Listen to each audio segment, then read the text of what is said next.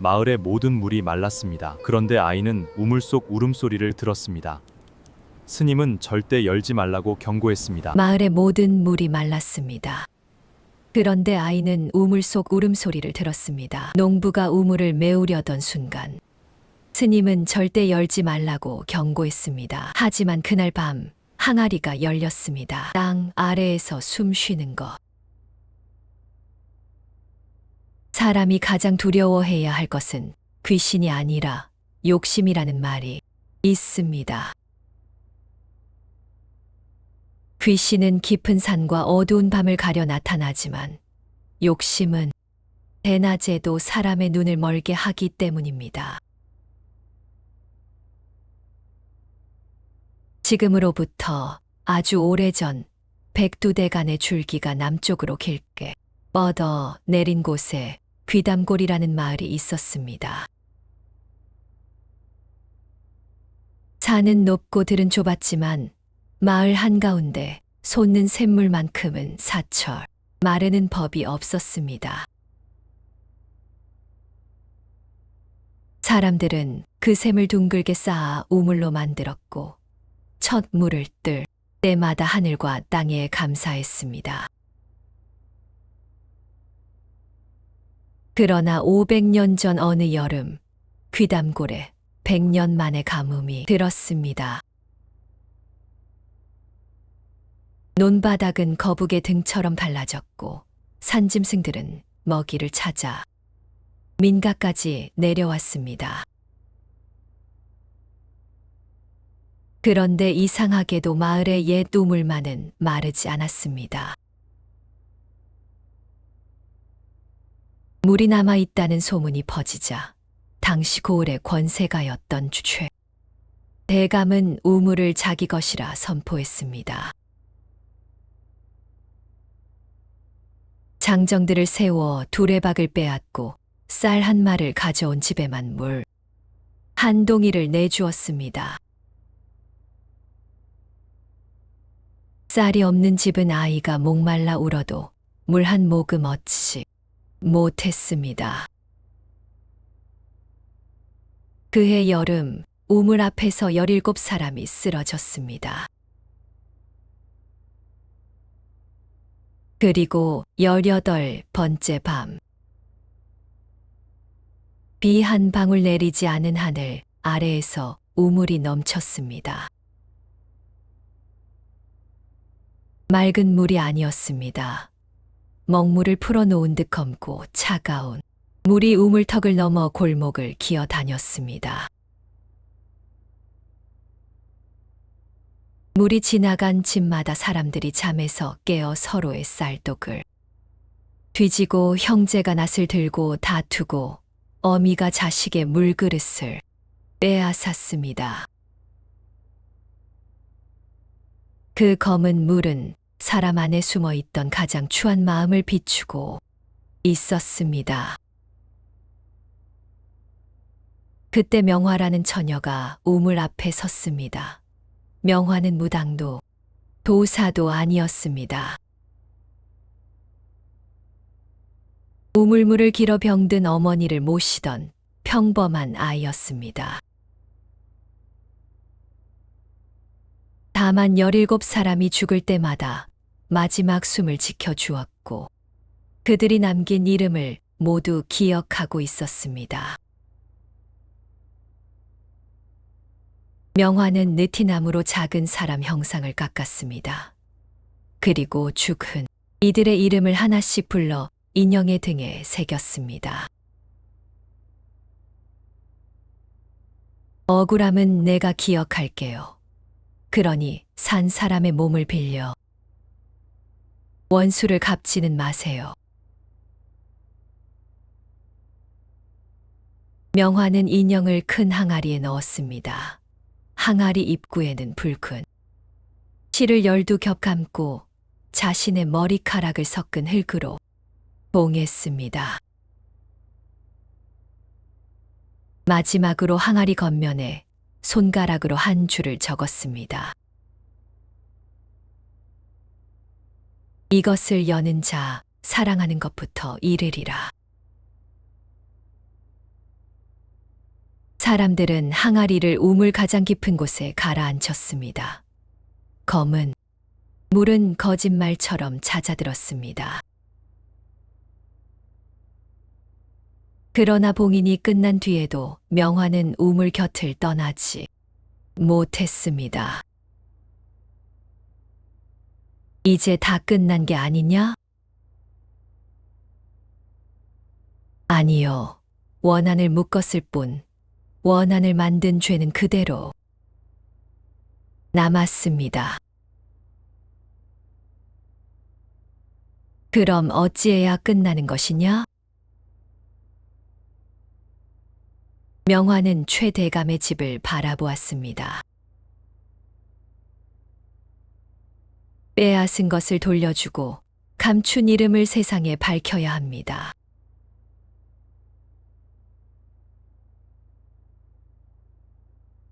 하지만 사람들은 두려워 고개를 숙였습니다. 최대감은 여전히 살아 있었고 그의 창고에는 군졸과 곡식과 문서가 가득했습니다. 그날 새벽 명화는 자취를 감추었습니다. 누군가는 최대감이 아이를 죽여 산에 묻었다 했고 누군가는 명화가 스스로 우물 속으로 들어갔다고 했습니다.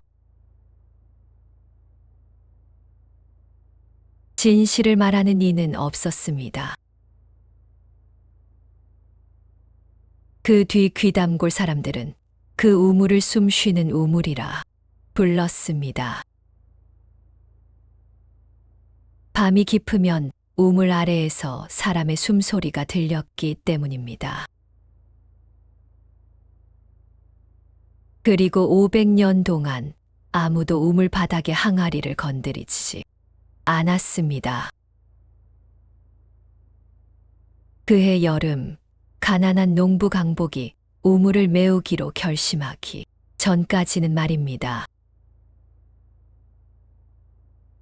메마른 들판. 강복은 해가 뜨기 전 밭으로 나갔습니다.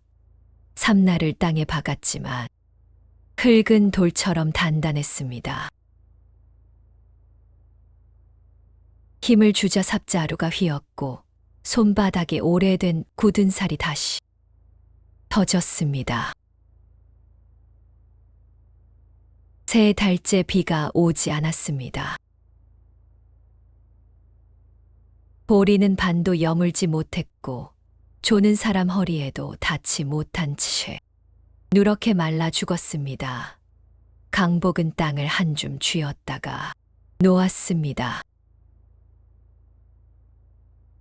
고운 먼지가 바람에 흩어졌습니다. 조금만 버텨다오. 딱 한 번만 비가 오면 살릴 수 있다.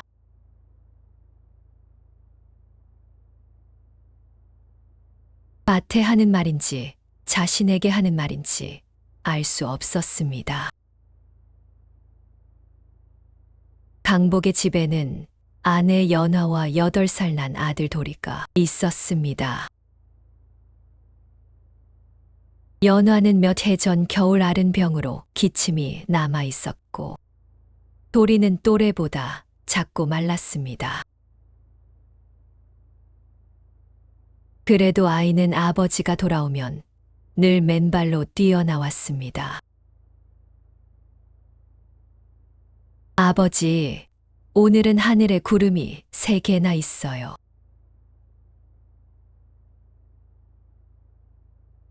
강복이 하늘을 보았습니다. 손바닥보다 작은 구름 3조각이 산 너머로 흘러가고 있었습니다. 그러냐, 우리 도리가 새었으니 오늘 밤에는 비가 올지도 모르겠구나. 연화는 빈 바가지로 아궁이 곁에 장독을 긁고 있었습니다. 보리쌀 한 줌과 말린 시래기가 그날 저녁거리의 전부였습니다. 참봉댁 마름이 다녀갔어요.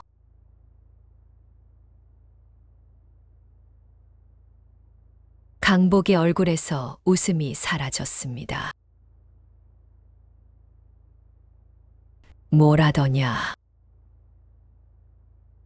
사흘 안에 봄에 빌린 종자값과 이자를 내래요. 못 내면 뒷밭을 가져가겠다고. 뒷밭은 집에 붙은 작은 땅이었습니다. 잡초만 무성했지만 그곳을 가려면 가운데의 낡은 우물을 치워야 했습니다. 우물은 오래전 돌로 막아 놓았고 주변에는 가시덤불이 엉켜 있었습니다. 그 땅에 메밀이라도 심으면 겨울 양식의 절반은 마련할 수 있었습니다.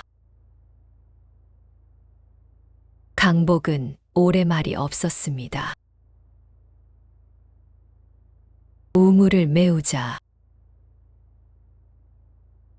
연화가 바가지를 내려놓았습니다. 그 우물을요? 이미 마른 지 수십 년이야. 돌을 빼고 흙을 채우면 밭 한 마지기는 나와. 이대로 앉아서 땅을 빼앗길 수는 없잖아. 마을 사람들은 가까이도 안 가요.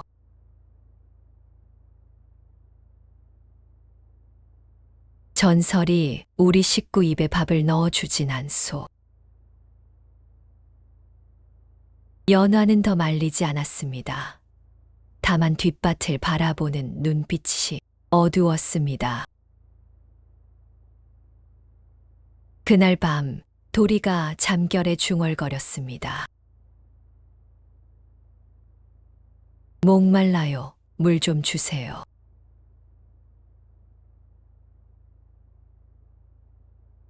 연화가 물그릇을 아이 입에 대주었습니다. 도리는 고개를 저었습니다. 제가 아니에요. 땅 밑에 누나가 목마르대요.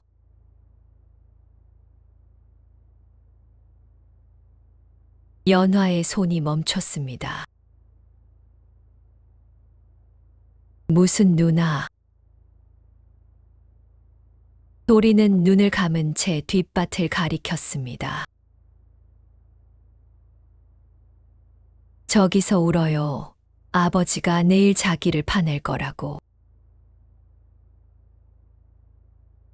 다음 날 아침 강복은 이 말을 듣고도 웃어 넘겼습니다. 아이가 배가 고파 헛꿈을 꾼 게지. 하지만 삽과 곡괭이를 챙겨 우물 앞으로 갔을 때 강복은 웃을 수 없었습니다. 밤새 누군가 가시덤불을 걷어놓은 듯 우물까지 좁은 길이나 있었습니다. 그리고 돌로 막힌 틈 사이에서 차가운 바람이 나오고 있었습니다. 마치 땅이 숨을 쉬는 것처럼. 우물 바닥의 항아리. 강복은 우물 위를 덮은 널쩍한 돌부터 드러냈습니다. 돌은 내 사람이 들어야 할 만큼 무거워 보였지만 이상하게도 손을 대자 쉽게 밀렸습니다. 우물은 생각보다 깊었습니다. 햇빛이 한낮인데도 바닥이 보이지 않았습니다. 강복은 횃불을 묶어 아래로 내렸습니다. 불빛이 10길쯤 내려가자 젖은 돌벽이 드러났습니다. 마른 우물이라던 곳에 물기가 있었습니다.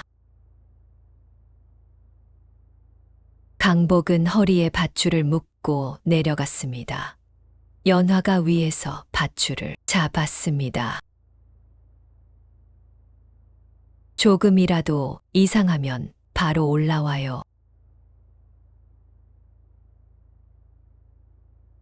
걱정 마시오. 돌만 치우고 나올 테니. 바닥에 닿자 발목까지 검은 진흙이 차올랐습니다. 그 순간 어디선가 여자의 콧노래가 들렸습니다. 강복은 횃불을 높이 들었습니다. 누구요? 대답은 없었습니다. 그는 바닥에 돌을 하나씩 두레박에 담았습니다. 7번째. 두레박을 올려 보낸 뒤 곡괭이 끝이 둔탁한 것에 부딪혔습니다. 쨍하는 쇳소리도 퍽하는 흙소리도 아니었습니다. 덩. 속이 빈 커다란 그릇을 두드린 소리였습니다. 강복이 진흙을 걷어 내자 사람 허리만 한 항아리가 모습을 드러냈습니다. 검붉은 빛의 항아리에는 뱀처럼 꼬인 붉은 줄이 감겨 있었습니다. 줄은 500년 세월이 지났는데도 썩지 않았습니다. 항아리 몸통에는 손가락으로 눌러 쓴 글자가 있었습니다. 강복은 글을 배우지 못해 읽을 수 없었습니다. 손끝으로 글자에 볼을 따라가던 순간 항아리 안에서 작은 손이 벽을 두드렸습니다. 톡, 톡, 톡. 아저씨. 강복은 숨을 삼켰습니다. 나를 꺼내주세요.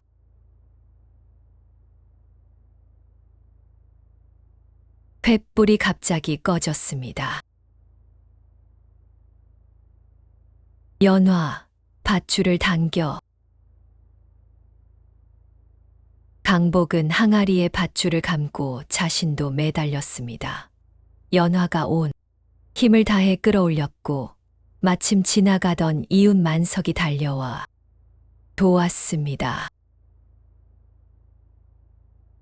항아리가 우물 밖으로 나온 순간 귀담골의 개들이 일제히 울기 시작했습니다. 닭들은 횃대 아래로 숨었고 우물가의 마른 풀 위로 하얀 서리가 퍼졌습니다. 만석이 뒷걸음질 쳤습니다. 강보가 이걸 왜 꺼냈어? 우물을 메우려면 바닥을 비워야 하지 않겠나? 다시 넣어. 지금 당장. 만석은 항아리의 글자를 읽을 줄 알았습니다. 그의 입술이 하얗게 질렸습니다. 뭐라고 쓰였어요? 만석은 한참 망설이다 읽었습니다. 이것을 여는 자 사랑하는 것부터 이르리라. 그때 도리가 집에서 뛰어나왔습니다. 아버지, 찾았네요. 아이는 겁도 없이 항아리로 다가갔습니다. 연화가 급히 붙잡았습니다. 이 안에 누나가 있어요. 계속 춥다고 했어요.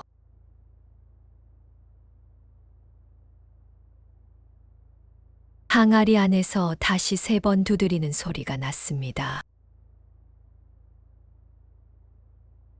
톡, 톡, 톡. 이번에는 모두가 들었습니다. 다시 묻으시오. 소문은 바람보다 빨랐습니다. 해가 중천에 오르기도 전에 강복의 뒷밭에는 마을 사람들이 모였습니다. 누구는 귀신 항아리라 했고 누구는 옛 왕실의 보물을 숨긴 것이라 했습니다. 순덕 할멈은 항아리를 보자마자 땅에 주저앉았습니다. 귀담골에서 가장 오래 산 노인이었습니다. 내 할머니가 그랬어. 숨 쉬는 우물 아래에는 마을 사람 모두의 죄가 묻혀 있다고. 죄가 항아리에 담긴답니까?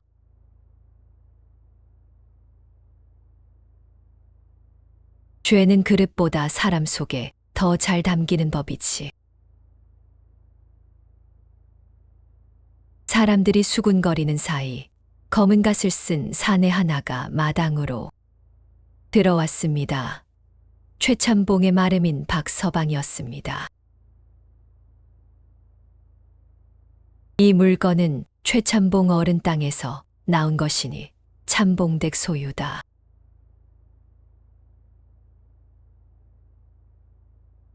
강복이 앞을 막았습니다.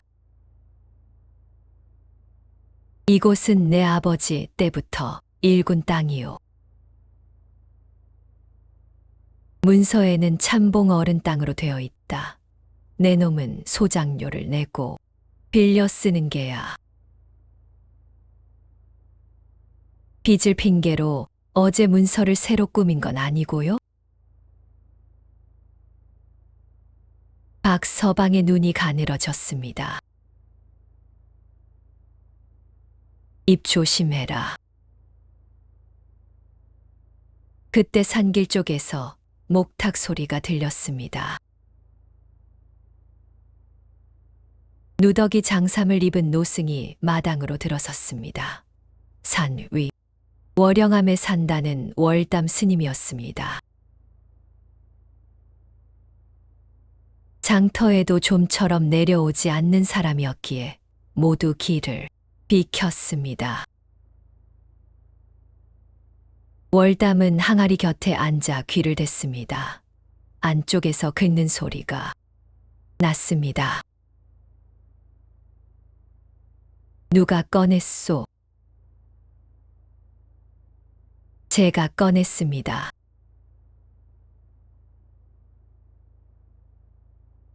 뚜껑에는 손대지 않았소. 아직은요. 월담이 처음으로 안도의 숨을 내쉬었습니다. 다시 묻으시오. 해가 지기 전에. 박서방이 비웃었습니다. 스님도 항아리 안에 금부치를 노리는 게 아니오? 월담은 대꾸하지 않고 강복만 바라보았습니다. 봉인은 이유 없이 만들어지지 않소. 더구나 경고가 적힌 봉인은 사람을 겁주려 만든 것이 아니라 언젠가 겁을 잊을 사람을 위해 만든 것이요. 안에서 아이 목소리가 납니다. 들어도 대답하지 마시오. 하지만 누나가 거짓말하는 것 같지 않아요.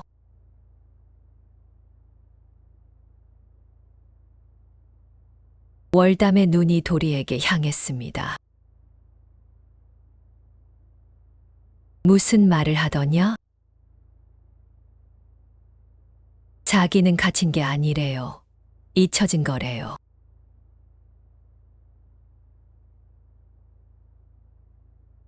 월담의 손끝이 떨렸습니다. 그는 항아리의 붉은 줄을 살폈습니다. 12겹 가운데 한 겹이 끊어져 있었습니다. 꺼내는 동안 봉인이 상했소. 오늘 밤 자정 전에 제자리로 돌려놓아야 하오. 강복과 만석이 다시 밧줄을 준비했습니다. 그런데 항아리를 들려 하자 꼼짝도 하지 않았습니다. 새 장정이 달라붙어도 마찬가지였습니다. 우물에서 꺼낼 때는 가벼웠던 항아리가 바위처럼 무거워진 것입니다. 해가 서쪽 산에 걸렸습니다. 월담은 우물 둘레에 재를 뿌리고 염주를 놓았습니다. 오늘 밤은 누구도 이 선을 넘지 마시오. 특히 아이를 항아리 가까이 두지 마시오. 그날 저녁 최참봉이 직접 강복의 집에 왔습니다. 비단 도포에 옷가락지를 낀 그는 가뭄에도 얼굴에 기름이 흘렀습니다. 뒤에는 몽둥이를 든 하인 6이 따랐습니다. 강보가 빚을 없애주마. 최참봉은 항아리에서 눈을 떼지 않았습니다. 무슨 말씀이십니까?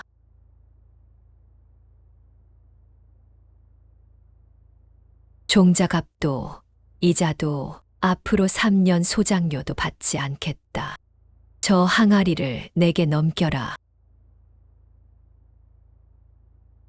강복의 마음이 흔들렸습니다.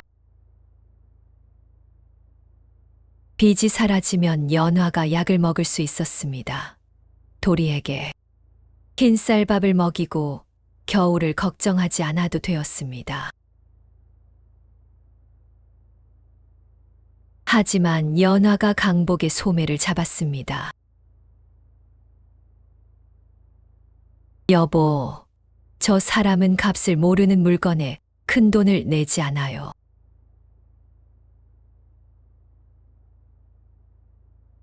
최참봉의 입가가 굳었습니다. 가난한 자가 기회를 걷어차면 그것은 정직이 아니라 어리석음이다. 해 지기 전에 다시 묻으라는 물건입니다. 넘길 수 없습니다.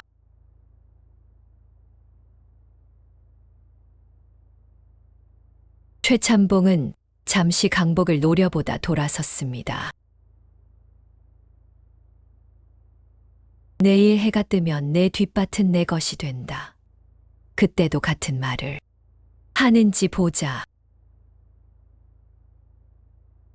그날 밤 자정. 항아리 안에서 금부치가 쏟아지는 소리가 들리기 시작했습니다. 짤랑, 짤랑. 그리고 강복의 죽은 아버지 목소리가 문 밖에서 불렀습니다. 보가, 뚜껑을 열어라. 내가 고생한 값을 안에 넣어두었다.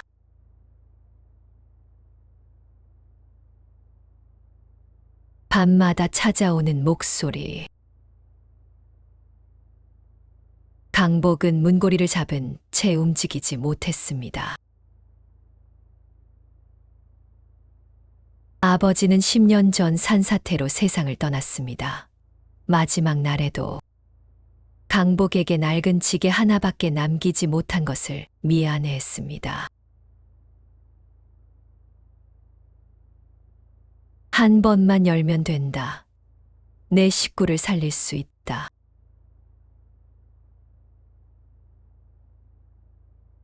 연화가 강복의 손을 덮었습니다. 당신 아버님은 절대로 쉽게 얻은 재물을 권할 분이 아니었어요. 목소리가 뚝 끊겼습니다. 잠시 뒤에는 연화의 친정어머니가 울며 불렀습니다. 그 다음에는 도리의 목소리, 강복 자신의 목소리가 차례로 들렸습니다. 항아리는 사람마다 가장 거절하기 어려운 목소리를 골라 냈습니다.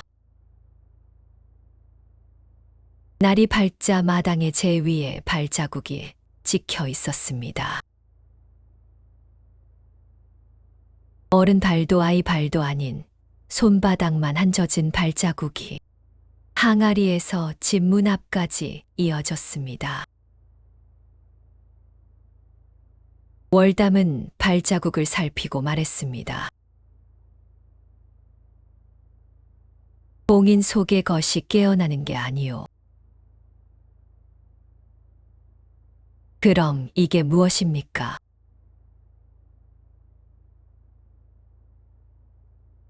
우리 안에 잠든 것을 깨우고 있소.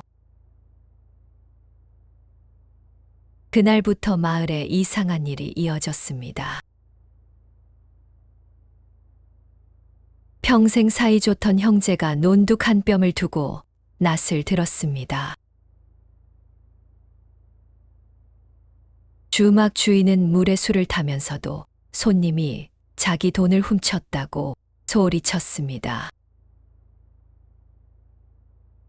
우물가를 다녀온 사람들은 남의 집 굴뚝만 보아도 자기 집보다 연기가 많이 난다며 배 아파했습니다. 그리고 가장 이상한 것은 물이었습니다. 귀담골의 모든 샘과 개울이 말랐는데 강복의 집 물동만 밤마다 가득 찼습니다. 맑고 차가운 물이었습니다. 도리는 그 물을 마시려 했지만 연화가 막았습니다. 연화는 바가지에 물을 흰 사발에 담아 달빛 아래 놓았습니다. 물 위에 얼굴이 비쳤습니다. 연화의 얼굴이 아니라 머리를 길게 늘어뜨린 어린 여자의 얼굴이었습니다. 이름을 찾아주어. 사발이 저절로 깨졌습니다. 연화는 남은 물을 모두 땅에 쏟았습니다. 물이 닿은 자리에서 새까만 머리카락 같은 뿌리가 돋아났다가 햇빛을 받자 사라졌습니다. 그날 저녁 만석이 헐레벌떡 찾아왔습니다. 강보가 큰일 났다. 참봉이 사람들을 부추기고 있어. 항아리 안에 왕실 금괴가 들어있는데 내가 혼자 차지하려 한다고. 내가 열지도 않은 걸 어찌 차지한단 말인가. 가난이 길어지면 사람은 사실보다 희망을 믿어. 더구나 그 희망이 금이라면. 밖에서 횃불이 몰려왔습니다. 마을 사람 20명이 강복의 집을 에워쌌습니다. 항아리를 열어 안에 무엇이 있는지 확인합시다. 보물이면 마을이 나누면 되잖아. 나눌 사람들 눈빛이 왜 저렇습니까?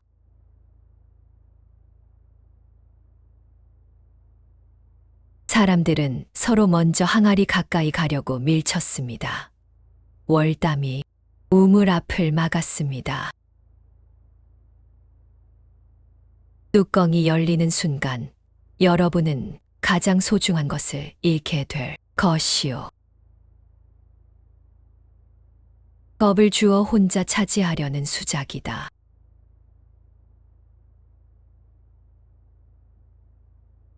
최참봉이 사람들 뒤에서 걸어 나왔습니다. 항아리를 열어 보물이 없으면 내가 강복의 빚을 모두 없애겠다. 보물이 있으면 공평하게 나누겠다. 사람들의 환호가 터졌습니다. 강복은 최참봉을 바라보았습니다. 참봉 어른이 공평이라는 말을 입에 담는 날도 있군요.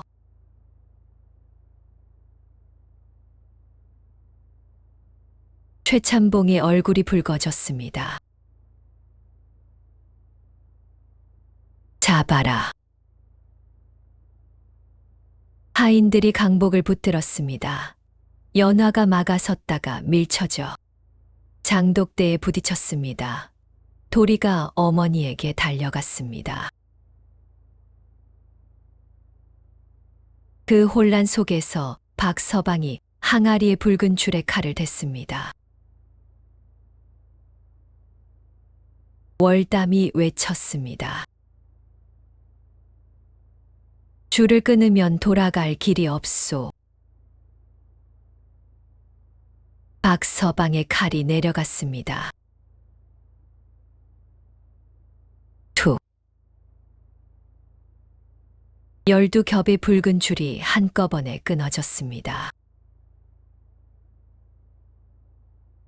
개도 사람도 풀벌레도 모두 소리를 잃었습니다. 항아리 뚜껑이 안쪽에서 천천히 들렸습니다. 그리고 새까만 물 한 줄기가 항아리 벽을 타고 흘러내렸습니다. 열린 항아리. 사람들은 보물이 쏟아질 것이라 믿고 앞으로 몰렸습니다. 하지만 항아리 안에는 금도 은도 없었습니다. 손바닥만 한 느티나무 인형 하나와 기름 먹인 천에 쌓인 낡은 종이뿐이었습니다. 이게 다야? 강복이 미리 빼돌린 거다. 최참봉이 인형을 집어들었습니다. 인형의 등에는 작은 글자들이 빼곡히 새겨져 있었습니다. 최참봉은 글자를 읽는 순간 손을 놓쳤습니다. 이 이름들이 왜? 월담이 종이를 펼쳤습니다. 글씨는 번지고 찢겼지만 첫 줄은 읽을 수 있었습니다. 개유년 큰 가뭄에 물을 얻지 못해 죽은 귀담골 사람들의 이름을 적노라. 17사람의 이름이 적혀 있었습니다. 마지막 18번째 자리는 비어 있었습니다. 그때 항아리에서 나온 검은 물이 우물 쪽으로 흐르기 시작했습니다. 한 줄기였던 물은 마당을 지날수록 불어났습니다. 우물에 닿자 땅 아래에서 거대한 숨이 터졌습니다. 막아놓았던 우물의 돌이 안쪽으로 빨려 들어갔습니다.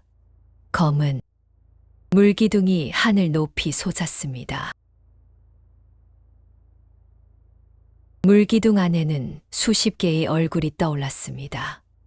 늙은이, 아이, 젖먹이를 아는 어미. 모두 입을 벌리고 있었지만 소리는 나지 않았습니다.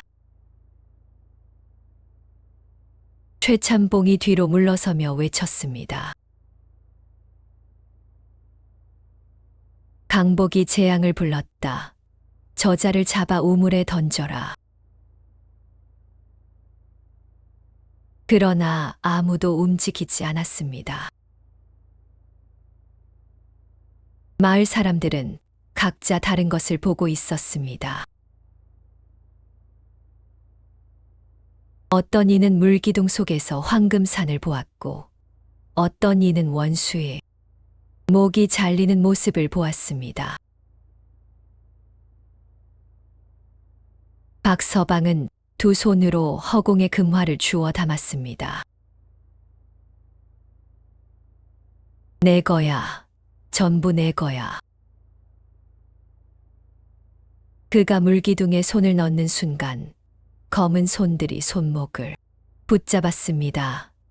박서방은 비명을 지르며 우물 쪽으로 끌려갔습니다.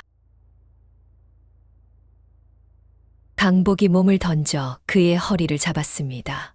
만석도 강복의 다리를 붙들었습니다. 셋은 간신히 우물에서 멀어졌습니다. 박서방의 손목에는 17개의 검은 손자국이 남았습니다.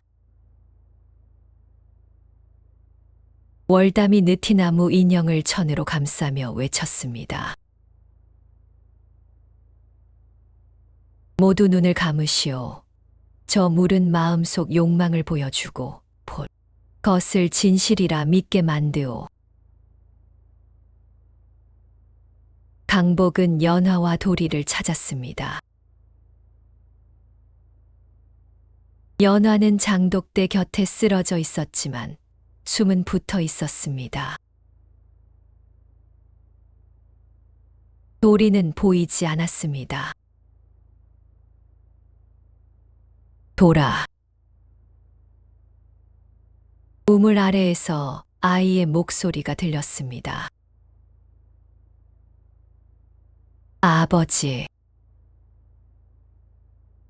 도리는 어느새 우물 안쪽 돌턱에 서 있었습니다.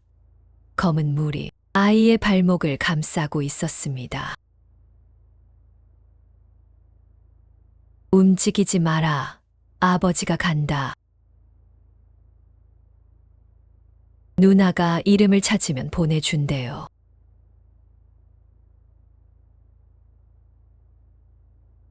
강복이 밧줄도 없이 우물로 내려갔습니다. 돌벽은 얼음처럼 차고 미끄러웠습니다.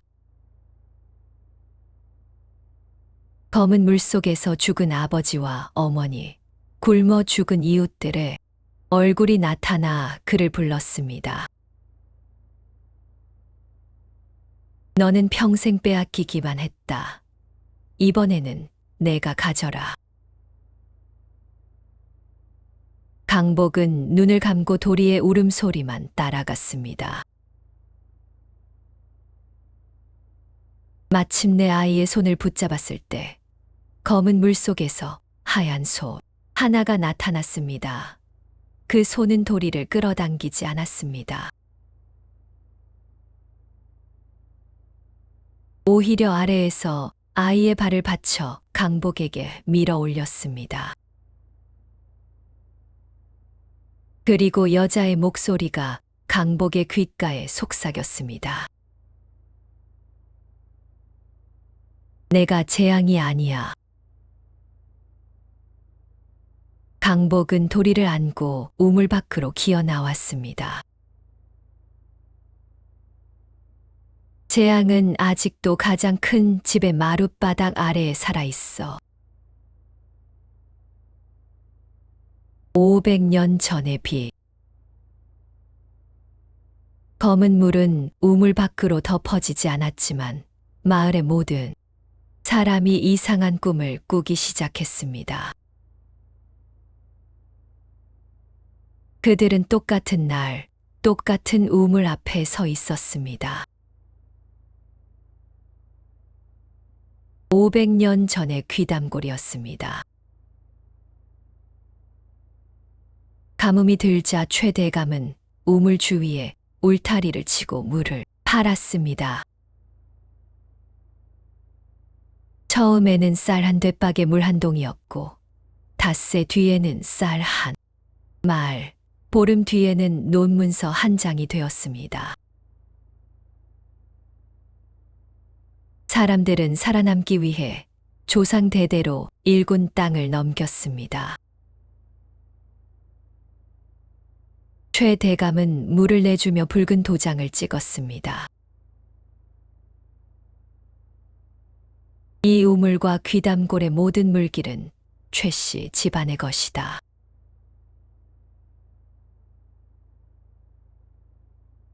명화의 아버지는 우물을 지키는 사람이었습니다. 그는 밤에 몰래 가난한 집에 물을 나눠주다가 붙잡혔습니다.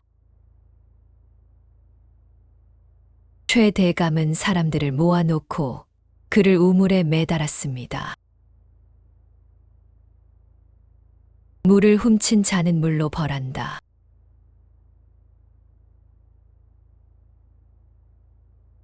명화의 아버지는 우물 속에서 사흘을 버티다 죽었습니다. 그 뒤에도 16사람이 더 죽었습니다. 그들의 마지막 말은 제각각이었지만 마지막 눈길은 모두 최 대감의 창고를 향했습니다. 분노는 물보다 무거웠고 원한은 피보다 진했습니다. 17사람의 원한이 우물 아래에서 한 덩어리가 되자 검은 물이 솟았습니다. 검은 물은 선악을 가리지 않았습니다. 최 대감뿐 아니라 굶주린 사람들까지 서로를 해치게 했습니다. 명화는 그것을 멈추기 위해 이름을 새긴 인형을 만들었습니다. 이름을 기억하면 원한이 얼굴을 되찾고 얼굴을 되찾으면 무고한 사람을 해치지 않으리라 믿었습니다. 하지만 봉인에는 대가가 필요했습니다. 명화는 자신의 이름을 인형의 마지막 빈자리에 새겨야 했습니다. 그러면 그의 목숨과 기억이 항아리에 매듭이 되어 검은 물을 누를 수 있었습니다. 명화는 마지막 글자를 새기려다 멈췄습니다. 내 이름까지 묻히면 누가 이 일을 세상에 말해주지? 그는 대신 마지막 자리를 비워두고 편지를 썼습니다. 이 항아리는 원한을 가두는 그릇이 아니다. 산자가 죽은 자의 이름을 잊지 않겠다는 약속이다. 약속이 지켜지는 동안 검은 물은 잠들 것이다. 그러나 빼앗은 땅과 물이 돌아가지 않고 죄인의 문서가 남아 있는 한 봉인은 완성되지 않는다. 명화는 항아리를 우물에 내린 뒤 최 대감의 집으로 갔습니다. 빼앗은 토지 문서와 우물 소유, 문서를 가져오기 위해서였습니다. 그날 밤 최 대감의 사랑채에서 불이 났습니다. 다음 날 최 대감은 명화가 문서를 훔치고 불을 질렀다고 알렸습니다. 그리고 명화를 마을에서 내쫓았다고 했습니다. 하지만 진실은 달랐습니다. 최 대감은 명화를 사랑채 지하 창고에 가두었습니다. 문서가 어디 있는지 알아냈으니 죽이려 했던 것입니다. 명화는 마지막 힘으로 문서가 숨겨진 곳을 항아리에 속삭였습니다. 가장 큰 집의 마룻바닥 아래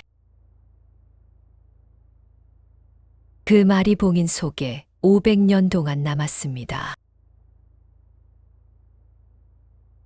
꿈에서 깨어난 귀담골 사람들은 서로를 바라보지 못했습니다. 그들의 집과 밭 대부분이 어떤 연유로 최참봉 집안의 것이 되었는지 이제 알았기 때문입니다. 최참봉만은 꿈을 꾸지 않았다고 주장했습니다. 귀신이 보여준 헛것이다. 500년 전 일을 누가 증명한다 말이냐? 월담이 낡은 편지를 들었습니다. 증거는 당신 집 마룻바닥 아래 있다 하지 않았소. 최참봉의 눈빛이 흔들렸습니다. 아주 짧은 순간이었지만 강복은 놓치지 않았습니다. 이미 알고 있었군요. 무례한 놈.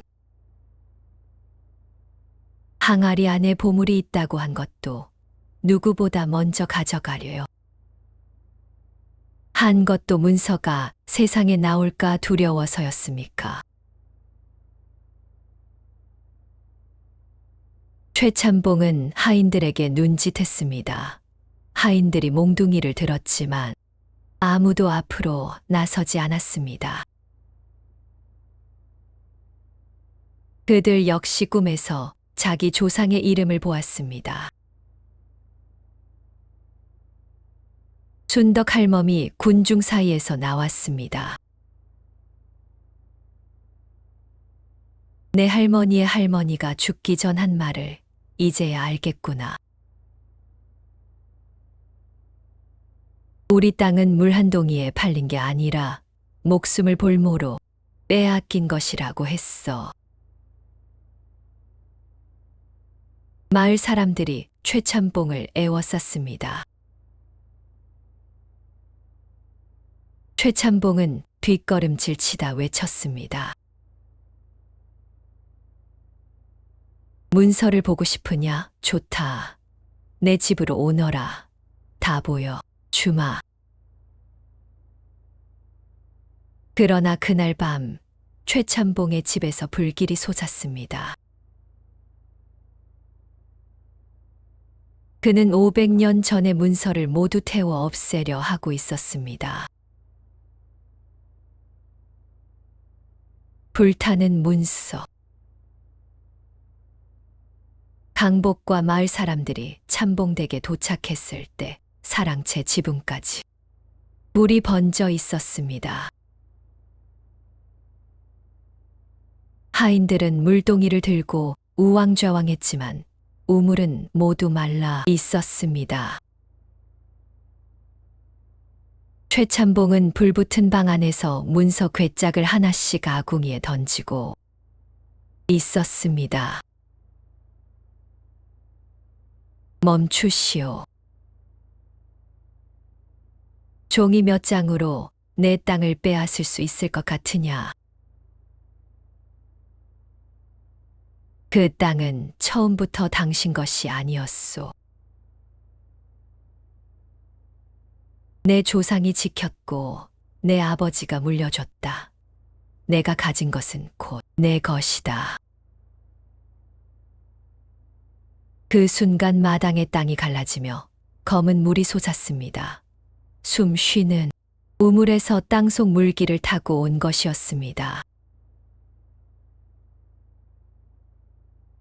불길과 검은 물이 만났지만 불은 꺼지지 않았습니다. 오히려 푸른 불로 변해 기둥을 타고 올랐습니다.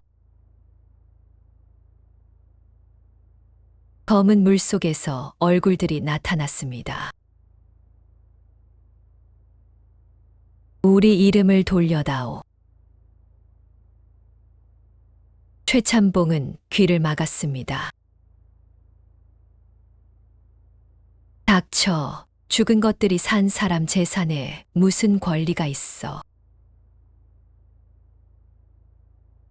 벽장이 무너지며 아래에서 작은 문이 드러났습니다. 마룻바닥 아래 지하 창고로 통하는 문이었습니다. 명화의 목소리가 도리에게 들렸습니다. 붉은 도장, 그것을 찾아. 도리가 문 쪽으로 달려가자 연화가 붙잡았습니다. 안 돼, 불길이 너무 세. 누나가 저 안에 있어요.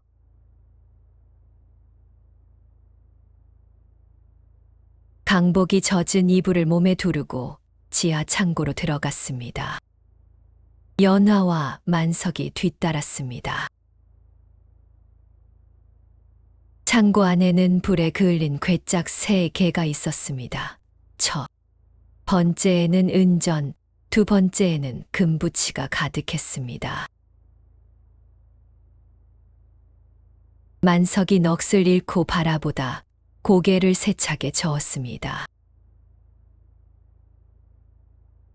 이건 저물이 보여주는 환영일지도 몰라. 연화가 금화 하나를 집어 불빛에 비추었습니다. 표면이 녹으며 마른 콩으로 변했습니다.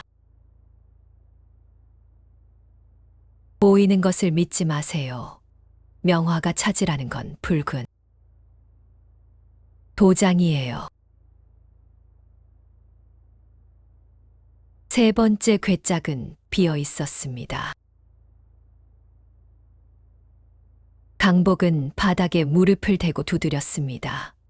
한 군데에서 빈 소리가 났습니다. 판자를 드러내자 기름종이 꾸러미와 붉은 옥도장이 나왔습니다. 꾸러미 안에는 500년 전의 우물 소유 문서, 빼앗은 토지, 명부, 그리고 명화를 가둔 이를 기록한 대감 집사의 자백문이 있었습니다. 하지만 마지막 종이를 펴는 순간 위에서 기둥 무너지는 소리가 났습니다. 출구가 불길에 막혔습니다. 다른 길을 찾아야 해. 도리가 창고 벽을 가리켰습니다. 벽 너머에서 자장가가 들렸습니다. 강복과 만석이 곡괭이로 벽을 허물자 좁은 흘방이 나왔습니다. 그 안에는 무릎을 웅크린 사람의 뼈가 있었습니다. 목에는 12겹의 붉은 실이 감겨 있었고 손에는 작은 조각칼이 들려 있었습니다. 명화였습니다. 연화가 두 손을 모았습니다. 500년 동안 아무도 이름을 불러주지 않았구나. 도리가 해골 앞에 앉았습니다. 명화 누나, 이제 찾았어요.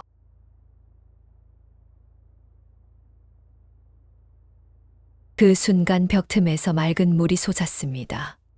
물은 불길을 가르며 바깥으로 이어지는 길을 만들었습니다. 강복은 명화의 유골을 업고 연화는 문서와 도장을 안고 만석은 도리를 품에 안았습니다.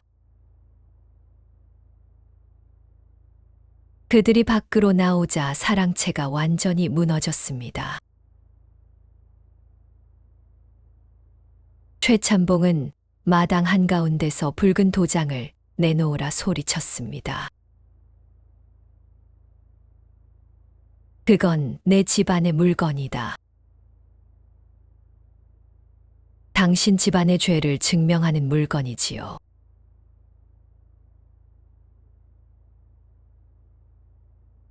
최참봉은 연화에게 달려들었습니다. 강복이 막아서자 최참봉은 불붙은 몽둥이를 휘둘렀습니다. 그때 박서방이 최참봉의 팔을 붙잡았습니다. 그만하십시오. 내 놈이 감히? 박서방은 손목에 남은 17개 손자국을 보였습니다. 저는 평생 어른 명령이면 죄도 일이 되는 줄 알았습니다. 하지만 우물에 끌려가 보니 알겠더군요. 죽을 때는 누구도 대신 벌받아 주지 않습니다.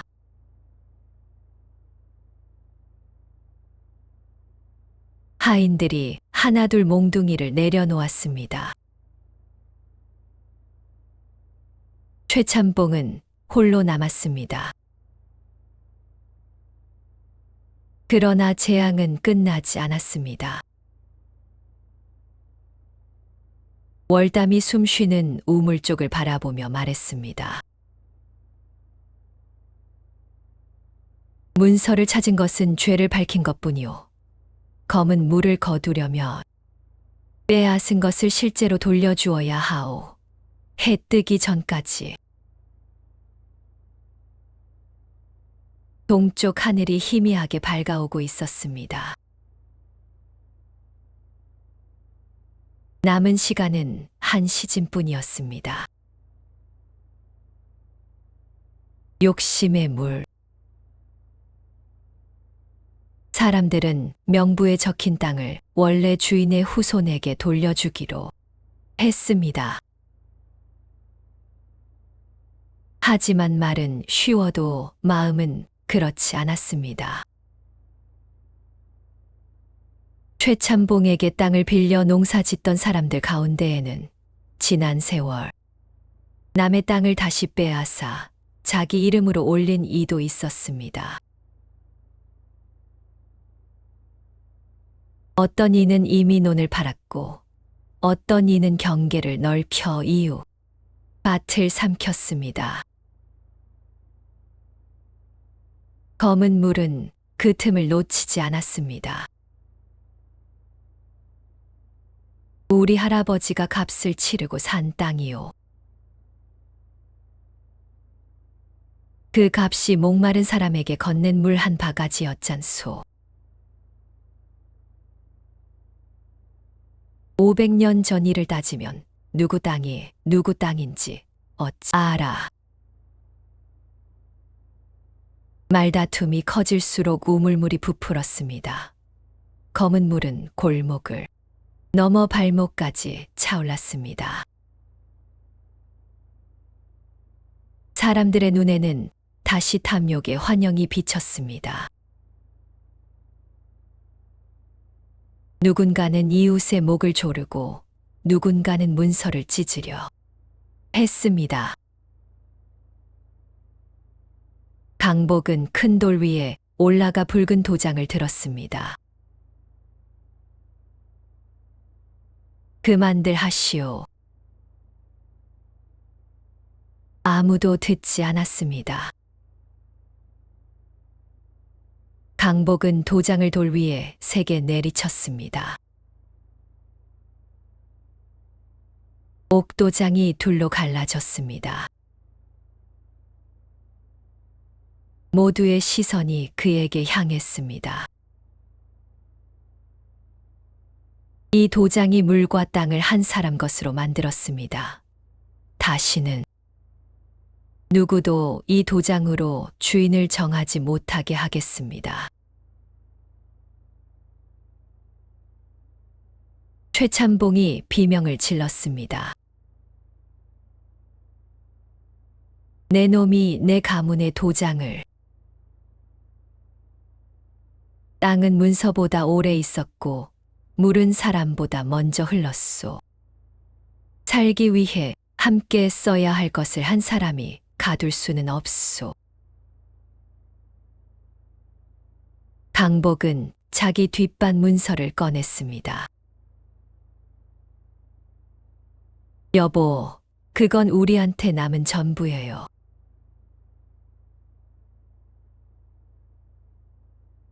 강복은 연화를 바라보았습니다. 두려움이 없지는 않았습니다. 땅을 내놓으면 가족은 다시 빈손이 될 수 있었습니다. 우리 것부터 바로 잡지 않고 남에게 내놓으라 할 수는 없소. 그는 문서를 명부의 원래 이름 옆에 놓았습니다. 뒷밭은 명화에 아버지가 우물을 지키며 살던 땅이었습니다.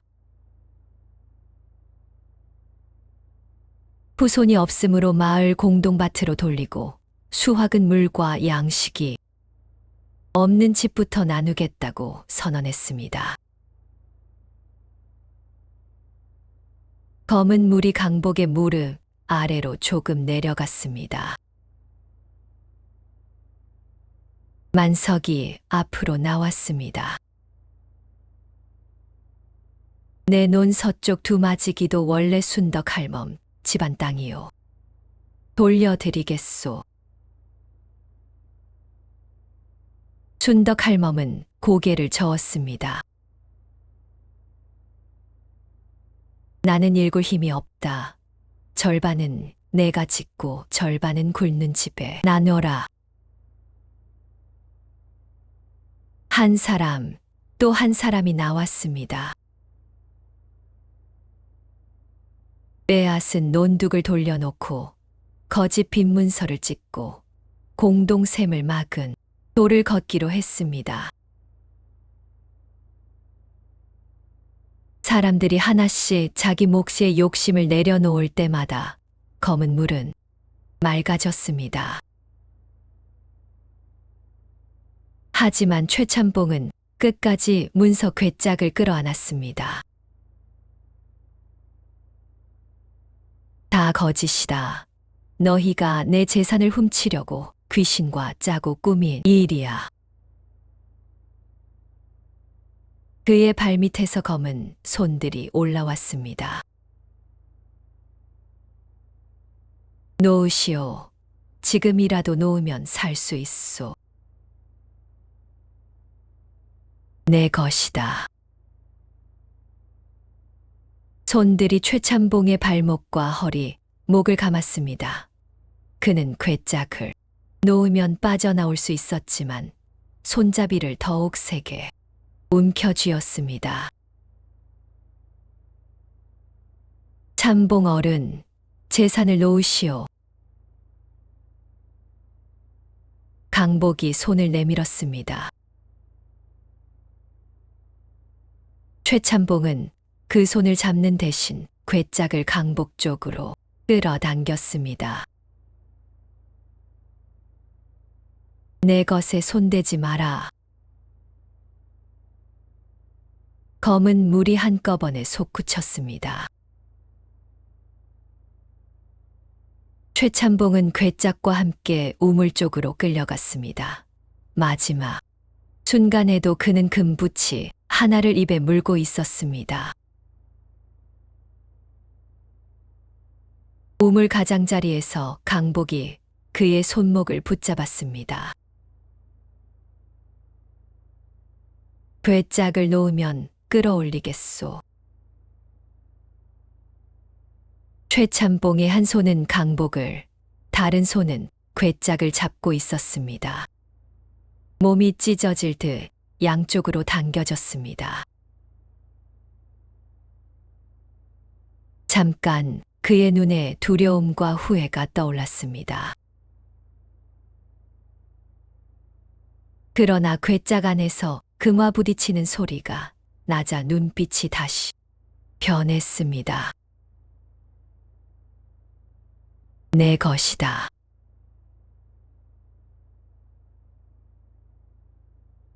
그가 강복의 손을 놓았습니다. 우물은 깊은 신음 같은 소리를 냈습니다. 최참봉의 모습은 다시 떠오르지 않았습니다. 권선징악이란 하늘이 벼락을 내려 악인을 벌하는 것만을 뜻하지 않습니다. 때로 욕심은 마지막으로 내민 구원의 손마저 스스로 놓게 만듭니다. 마지막 이름. 마을 사람들이 빼앗은 것을 돌려놓자 검은 물은 거의 맑아졌습니다. 하지만 우물 아래의 숨소리는 멈추지 않았습니다. 17사람의 얼굴도 여전히 물 위에 떠 있었습니다. 월담은 느티나무 인형을 살폈습니다. 마지막 자리가 비어 있소. 명화에 이름을 새기면 되는 것 아닙니까?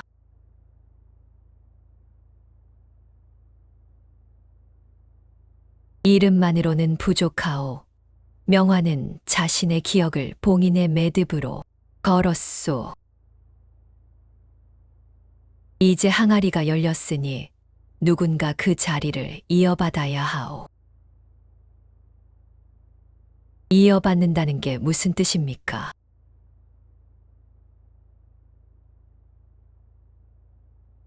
월담은 대답하지 못했습니다. 도리가 인형을 품에 안았습니다.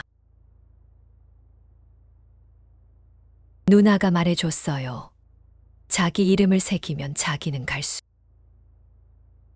있지만 새긴 사람은 모두에게서 잊힌대요.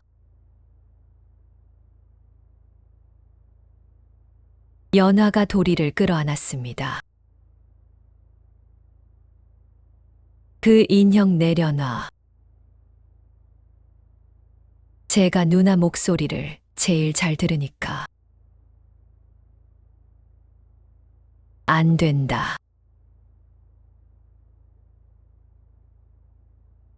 강복의 목소리는 단호했습니다.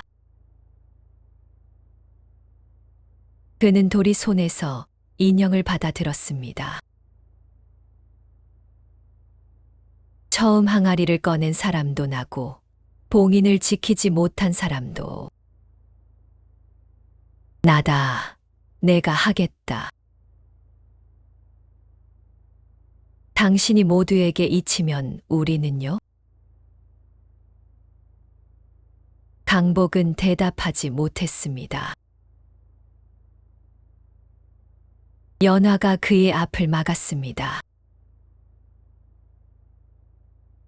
가족을 지키겠다고 당신이 가족의 기억에서 사라지는 게 옳은 선택이에요? 당신과 도리가 사는 길이라면 그건 우리에게 살라는 게 아니라 당신을 잃은 줄도 모르고 살라는 거예요. 강복은 인형을 꽉 쥐었습니다. 해가 산 위로 가장자리를 드러내기 시작했습니다. 우물의 숨소리가 빨라졌습니다. 그때 순덕 할멈이 웃었습니다. 왜 한 사람만 기억해야 한다고 생각하나? 모두가 할멈을 보았습니다. 처음 봉인이 약했던 건 명화 혼자 17 이름을 짊어 적히기 때문이야. 죽은 이를 기억하는 일이 어찌 한 사람 몫이겠어. 월담의 눈이 밝아졌습니다. 그렇소. 항아리는 산 자가 죽은 자를 잊지 않겠다는 약속이었소. 한 사람의 희생으로 만든 약속을 모두의 약속으로 바꾸면 돼요. 강복은 인형을 돌 위에 놓았습니다. 마을 사람들은 명부에 적힌 이름을 한 명씩 나누어 불렀습니다. 김서구, 물을 나누다 죽은 사람. 한옥분, 두 아이에게 마지막 물을 먹인 어미. 이춘발, 최대감의 곡간문을 열려다 맞아 죽은 머슴. 이름이 불릴 때마다 인형의 글자가 은은하게 빛났습니다. 17번째 이름이 끝나자 도리가 조각칼을 들었습니다. 마지막은 제가 새길래요.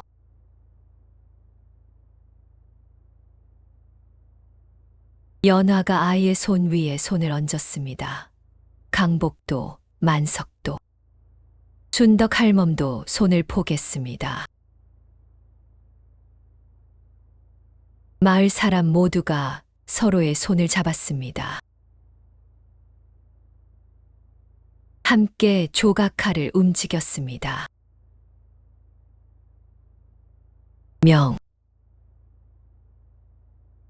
화. 두 글자가 완성되는 순간 우물 위에 하얀 옷을 입은 처녀가 나타났습니다. 명화는 무서운 귀신의 얼굴이 아니었습니다.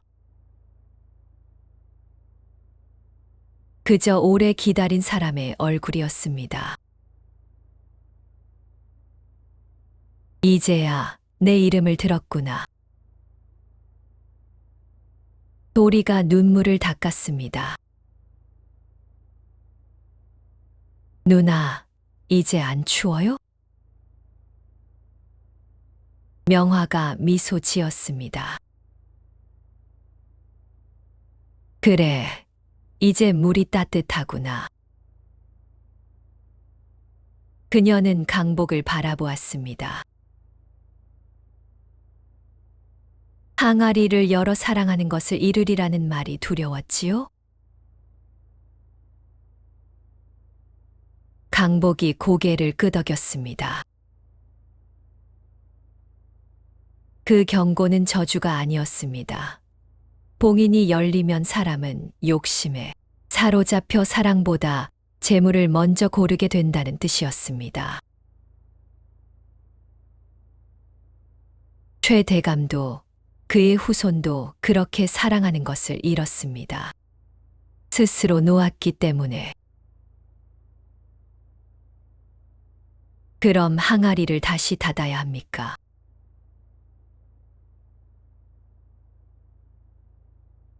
명화는 고개를 저었습니다. 진실을 다시 묻지 마세요.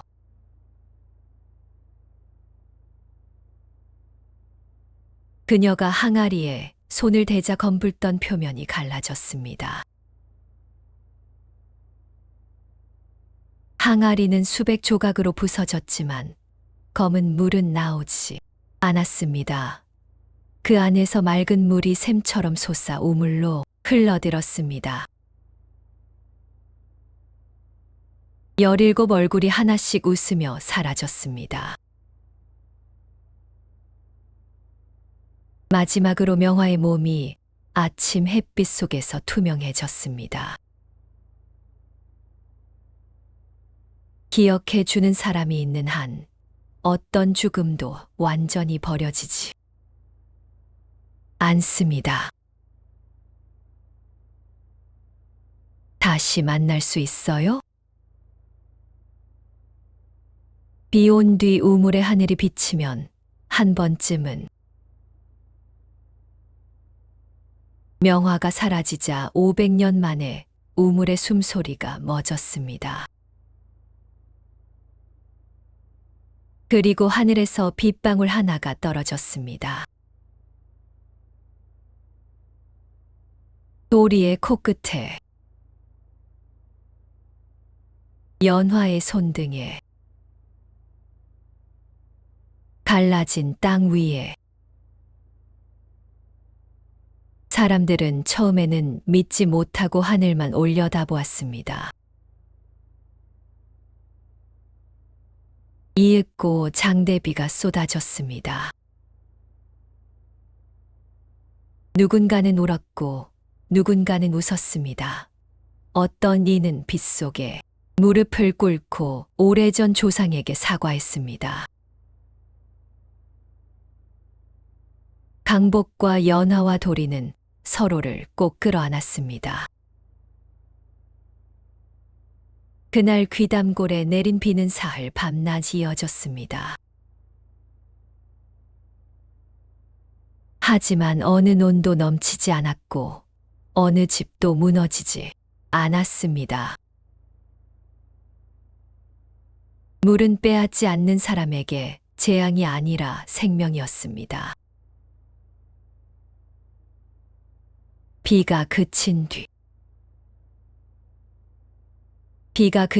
귀담골 사람들은 가장 먼저 명화의 장례를 치렀습니다. 500년 동안 어둠 속에 갇혔던 유골을 깨끗이 씻어 우물이 내려다 보이는 양지 바른 언덕에 묻었습니다. 17 희생자의 이름도 나란히 돌에 새겼습니다.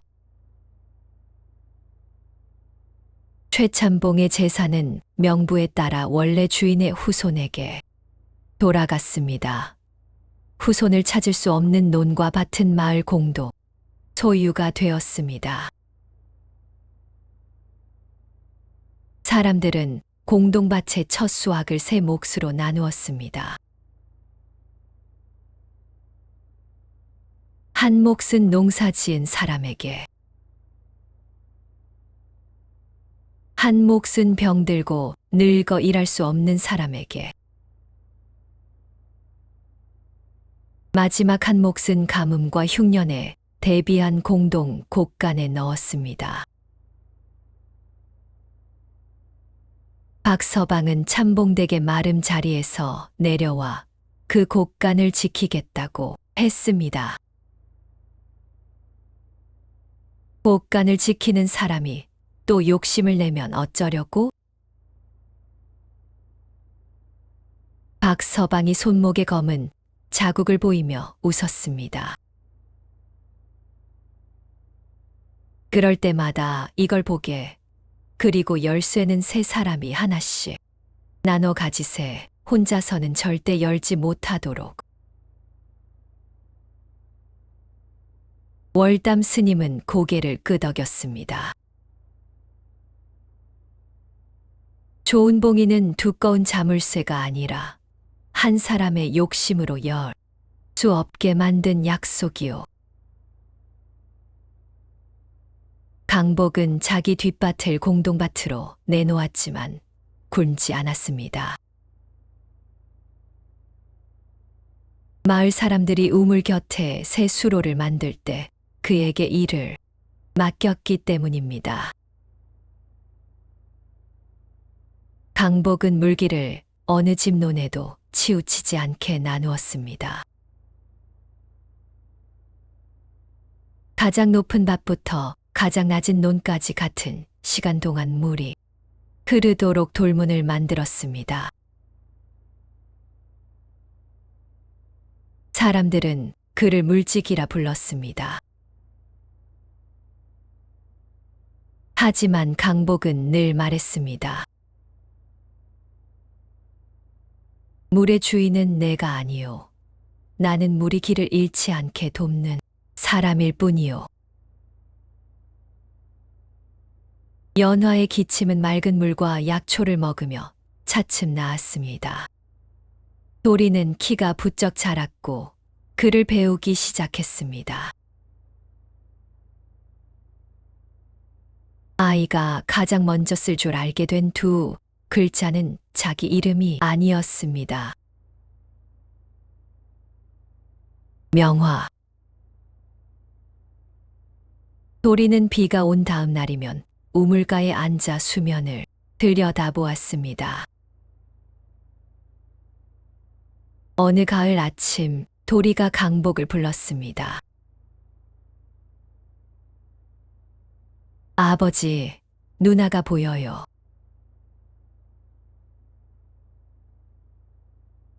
강복이 우물을 들여다보았습니다. 물에는 파란 하늘과 흰 구름만 비쳤습니다. 아버지 눈에는 하늘밖에 안 보이는구나. 누나가 하늘 뒤에 있어요. 웃고 있어요.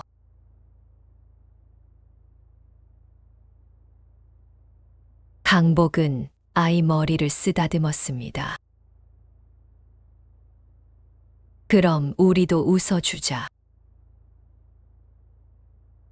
두 사람은 한동안 우물 속 하늘을 향해 미소 지었습니다. 우물가의 한 줄, 세월이 흘러 도리는 귀담골의 훈장이 되었습니다. 그는 아이들에게 천자문보다 먼저 마을의 이름들을 가르쳤습니다. 김서구,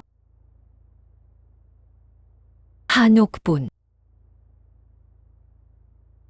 이춘발, 그리고 명화. 아이들이 물었습니다. 훈장님, 왜 죽은 사람 이름을 외워야 해요? 도리는 창밖에 우물을 가리켰습니다. 우리가 마시는 물에는 먼저 살았던 사람들의 눈물과 수고가 섞여 있기 때문이란다. 이름을 잊으면 그들이 겪은 잘못도 다시 생기기 쉽지. 숨 쉬는 우물은 더 이상 숨을 쉬지 않았습니다. 대신 사철 맑은 물을 내주었습니다. 큰 가뭄이 다시 찾아왔을 때도 귀담골 사람들은 우물에 울타리를 치지 않았습니다. 이웃 마을 사람들이 물동이를 들고 오면 먼저 그릇을 채워 주었습니다. 물을 가둔 집은 결국 물에 잠기고 물을 나눈 마을은 가뭄에도 마르지 않는다. 그 말은 귀담골의 새로운 가르침이 되었습니다. 강복과 연화가 늙어 세상을 떠난 뒤 사람들은 두 사람을 명화의 무덤 가까이에 묻었습니다. 도리는 아버지의 묘비에 긴 벼슬도 대단한 업적도 적지 않았습니다. 단 한 줄만 새겼습니다. 내 것이 아닌 것을 놓을 줄 알았던 사람. 그리고 우물 옆에는 항아리 조각을 갈아 만든 작은 비석이 세워졌습니다. 비석 앞면에는 18사람의 이름이, 뒷면에는 이런 글이 적혔습니다. 욕심은 봉인을 깨고 기억은 세상을 지킨다.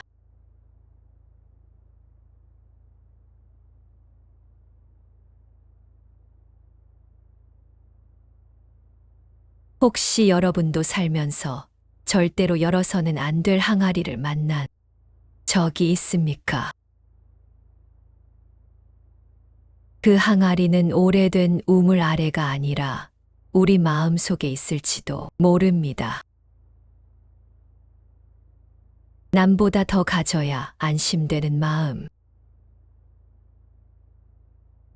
내 잘못을 감추기 위해 진실을 묻고 싶은 마음. 사랑하는 사람의 손보다 재물이 든 괴짝을 더 세게 붙드는 마음. 항아리를 깨는 것은 언제나 작은 선택에서 시작됩니다. 하지만 다행히도 봉인을 되돌리는 일 역시 작은 선택에서 시작됩니다. 빼앗은 것을 돌려주고, 잊힌 이름을 불러주고, 내 몫에 물 한 바가지를 목마른 이와 나누는 것. 귀담골의 오래된 우물이 우리에게 남긴 이야기는 바로 그것이었습니다. 긴 이야기 끝까지 함께 해주셔서 고맙습니다. 오늘 밤 여러분의 꿈에는 검은 물이 아니라 비갠 뒤 맑은 우물에 비친 하늘이 찾아오기를 바랍니다.